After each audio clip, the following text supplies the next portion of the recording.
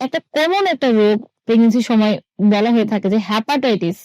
Hepatitis বা থাইরয়েডের সমস্যা, এই ধরনের কিছু সমস্যা থাকে যেগুলো আসলে আ আমরা তো স্বাভাবিকভাবে জানি যে আমি তো সুস্থই আছি। আমার তো কোনো থাইরয়েডের সমস্যা নেই। আমার কোনো থাইরয়েডের ওষুধ খেতে হয় না। তাহলে আমার মানে বাচ্চা বা পেটে আসার পর আমার কোনো থাইরয়েডের সমস্যা হলো। বা অনেক সময় দেখা যায় যে হেপাটাইটিস একেবারে সাইলেন্টলি শরীরে আছে কিন্তু আমরা আসলে রক্ত পরীক্ষা করি না বা যেহেতু আমরা কোন ধরনের সিম্পটম দেখতে পাচ্ছি না সেহেতু হচ্ছে গিয়ে আমরা ডাক্তারের কাছে যাচ্ছি না। আমরা জানতে পারছি না যে আমার শরীরে হেপাটাইটিস খুব সাইলেন্টলি কিন্তু বসবাস করছে। এই অবস্থায় যখন প্রেগন্যান্ট হওয়ার একটা মা যখন বাচ্চা কনসিভ করেন তখন এই হেপাটাইটিস পরবর্তীতে বাচ্চার জন্য ঝুঁকিপূর্ণ এবং পুরো প্রেগন্যান্সি লাইফে মা একটা মা ৭ মাস বা ৯ মাস কষ্ট করার পর একটা অসুস্থ বাচ্চা যখন দুনিয়ায় আসে তখন সেটা মার মানসিক স্বাস্থ্যের জন্য এবং পরিবারের জন্য অনেক বড় একটা কষ্টের বিষয়।